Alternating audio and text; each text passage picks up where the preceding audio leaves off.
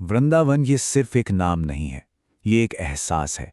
एक ऐसी जगह जहां दिल के किसी कोने में छुपा हुआ बचपन फिर से जाग जाता है, जहां हवा में घुली तुलसी की महक और मंदिरों से आती घंटियों की आवाज़ एक अलग ही दुनिया का एहसास कराती है।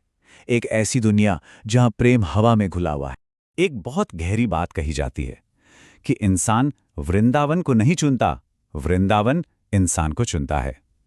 ये सिर्फ एक जगह नहीं, एक पुकार है, एक ऐसी कशिश जो भक्त को अपनी ओर खींच ही लेती है, चाहे वो दुनिया के किसी भी कोने में क्यों ना हो।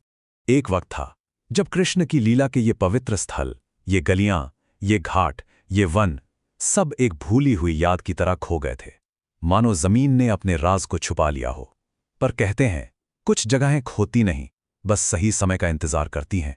और फिर चैतन्य महाप्रभु जैसे भक्तों के लिए वृंदावन ने खुद को फिर से जाहिर किया, जैसे कोई पर्दा धीरे से उठा हो। वृंदावन के मंदिर सिर्फ पत्थर और गारे की इमारतें नहीं हैं। ये तो दिव्य भावनाओं और यादों के खजाने हैं। यहाँ के पत्थर भी कहानियाँ कहते हैं, अगर कोई सुनने वाला हो तो। जैसे मान मंदिर, यहाँ के पत्थर आज भी एक दिव्य रूठने मनाने की लीला को याद करते हैं। मान्यता है कि यही वो जगह है जहाँ श्री राधा रानी मान करके बैठ जाती थीं और कृष्ण उन्हें मनाने आते थे। यहाँ का हर कण उस पवित्र मान लीला का गवाह है। प्रेम का वो रूप जिसमें शिकायत भी उतनी ही पाक है जितना समर्पण। और फिर गोपेश्वर महादेव की कहानी है। सोचिए, जब भगवान शिव रास लीला में शामिल होना चाहते थे तो उनसे कहा गया कि इस नृत्य में कृष्ण के सिवा कोई और पुरुष नहीं आ सकता। तो शिव ने क्या किया? उन्होंने अपनी पहचान को ही भक्ति में घोल दिया और खुद एक गोपी का रूप धर लिया, बस उस दिव्य नृत्य का हिस्सा बनने के लिए।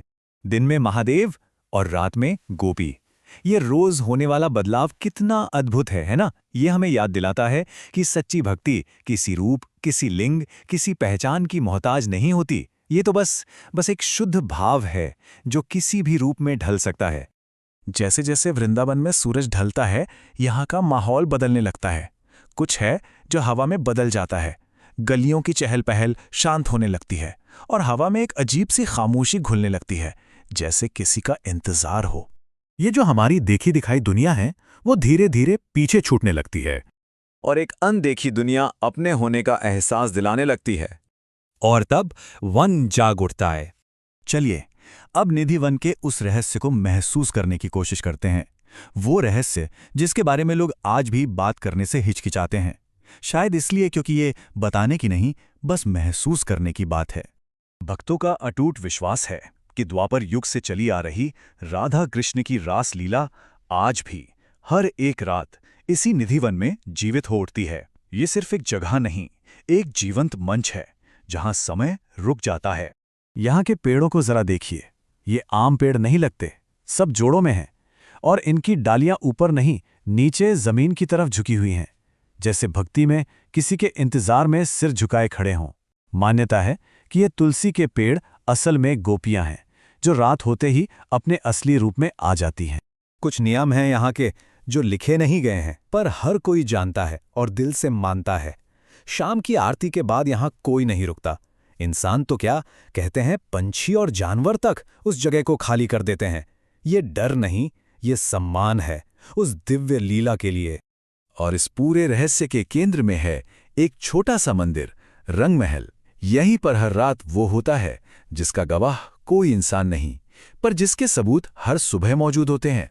सोचिए जरा, ये एक दिन की बात नहीं है, ये हर रोज होता है, सदियों से। पुजारी रात के लिए बिस्तर तैयार करते हैं, दातुन और पान रखते हैं, भोग अर्पित करते हैं और फिर दरवाजे पर 7 ताले लगा दिए जाते हैं। पर जब सुबह दरवाजे खुलते हैं तो बिस्तर बिखरा हुआ मिलता है, दातुन इस्तेमाल की हुई लगती है और भोग खाया हुआ मिलता है, जैसे रात में कोई सचमुच यहां आया हो। आसपास रहने वाले लोग बताते हैं कि कभी-कभी जब सब कुछ शांत हो जाता है तो घुंघरुओं की एक बहुत ही धीमी सी आवाज सुनाई नहीं देती, महसूस होती है, जैसे कोई धीरे से कह रहा हो, देखो मत, बस महसूस करो। तो इन सब का क्या मतलब है? क्या ये सच है? शायद ये सवाल ही सही नहीं है। निधिवन का असली रहस्य शायद यही है कि कुछ चीजें देखने के लिए नहीं, महसूस करने के लिए होती हैं। ये दिमाग के लिए कोई पहेली नहीं, ये दिल के लिए एक निमंत्रण है, विश्वास करने का, समर्पण करने का। वृंदावन कोई जवाब नहीं देता। वो बस एक ऐसा माहौल देता है जहां सवाल अपने आप शांत हो जाते हैं और एक गहरा एहसास रह जाता है। ये विश्लेषण की नहीं, समर्पण की जगह है। अगर वो लीला आज भी हो रही है हर पल, तो सवाल ये नहीं है कि वो कहाँ हो रही है। सवाल बस इतना है कि क्या हम उस एहसास के लिए मौजूद हैं।